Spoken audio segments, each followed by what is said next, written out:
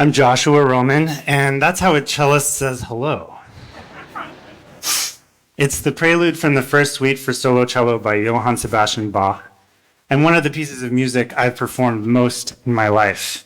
It brings me so much joy every time I play it. And it's important to me tonight to start this very personal set with something I've loved as long as I can remember.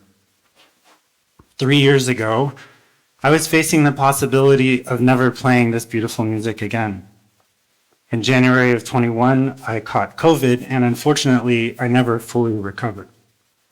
I could tell something was wrong when I continued struggling to read, even after my initial infection. Sometimes even basic sentences wouldn't make sense. A few weeks later, I was returning from the trip I'd been on when I got sick. And when I arrived home, the simple act of walking up the stairs to my bedroom completely laid me out. I only made it halfway before falling to the floor on the landing, unable to continue or even to lift myself to a sitting position. I was there for half an hour, frustrated and crying. Turns out I have long COVID, which causes a host of conditions and symptoms that can vary from patient to patient. To this day, I experience dysautonomia, a condition that affects the nervous system's ability to properly regulate the body's reaction to things like temperature changes, walking, or really any exertion. I also take medication daily to keep my heart rate from randomly skyrocketing to 200 and to steady the trembling that's there sometimes even when I wake up in the morning. Of course, I have brain fog, lovely catch-all term. In my case, it specifically refers to the difficulty I have processing information, which has really diminished my capacity for things like reading, any layered thinking, and forced me to stop driving completely due to the cognitive shutdown that occurs. This is all on top of crushing physical fatigue. Have water.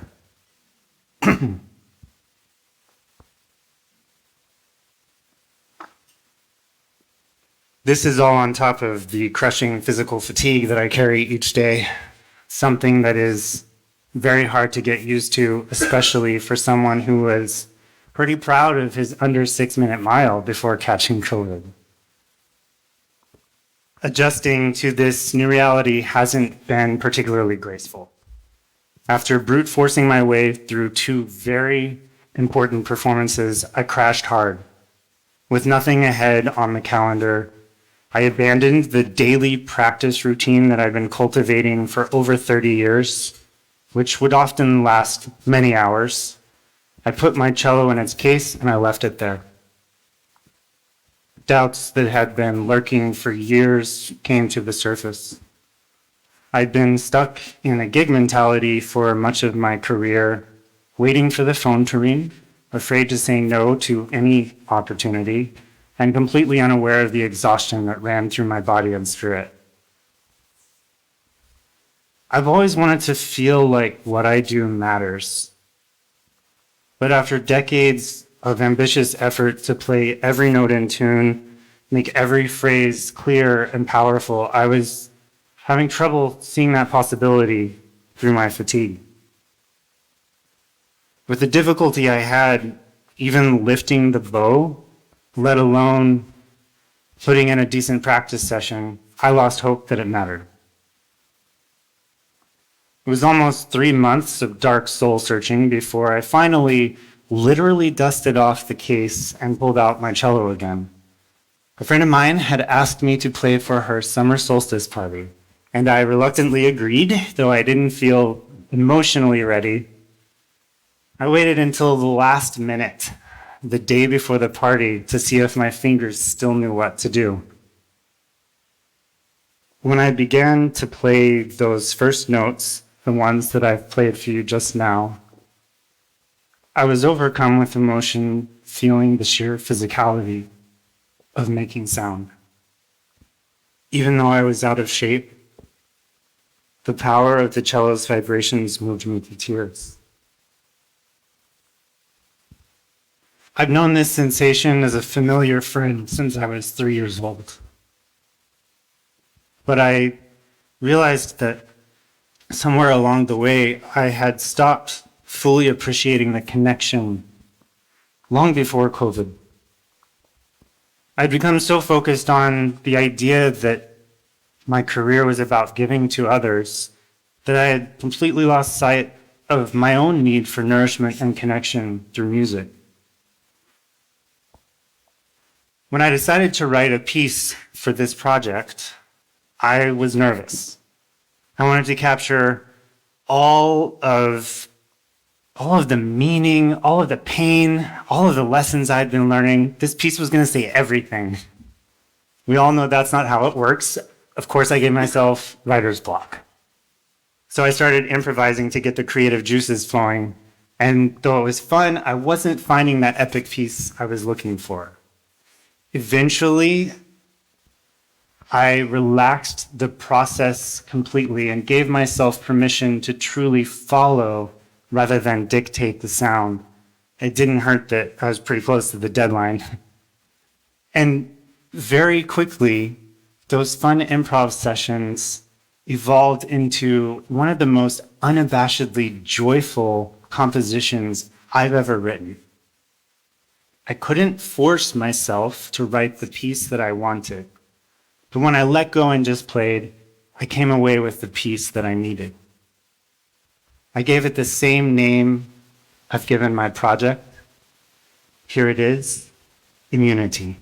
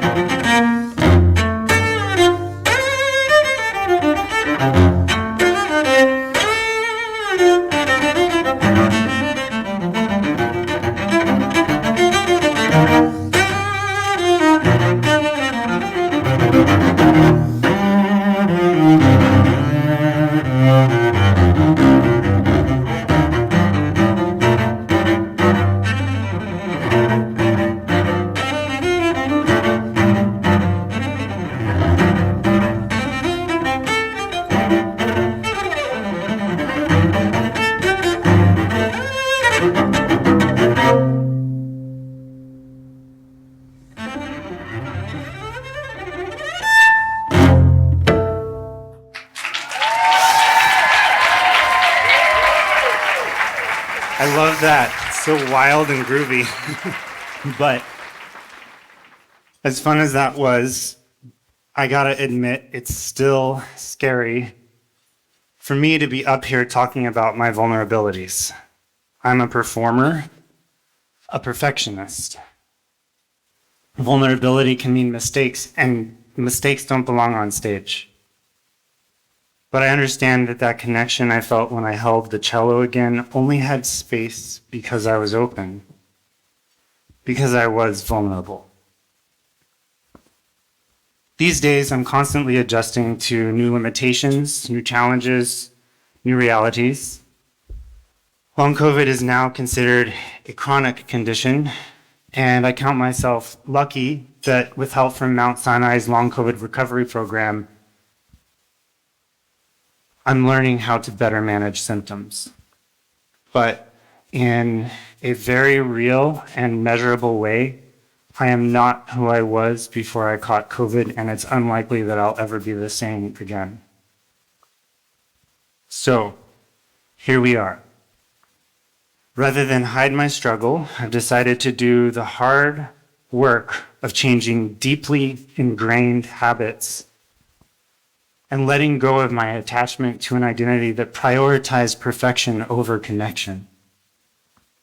It took this debilitating condition for me to confront myself and embrace a perspective that allows me not only to give, but to receive the gift of music. I'm committed to this path. I'm committed to sharing the vulnerability that takes me out of my comfort zone and that makes music an art, not of perfection, but of humanity.